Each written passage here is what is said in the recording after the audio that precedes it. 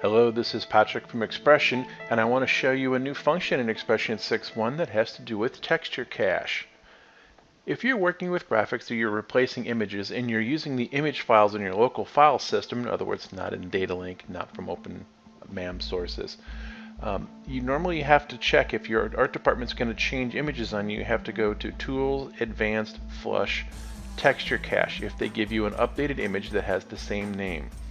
Well, that kind of becomes cumbersome because we're trying to cache everything and you're trying to get updates. And if the updates come in, you don't know about it, you don't know to check that. Well, there's a new function in the preferences. So if you go Edit, Preferences, and when the Preferences menu pops up, under the left side, choose In-Memory Cache, and there's a checkbox here for reload textures when the file's last modified time has changed.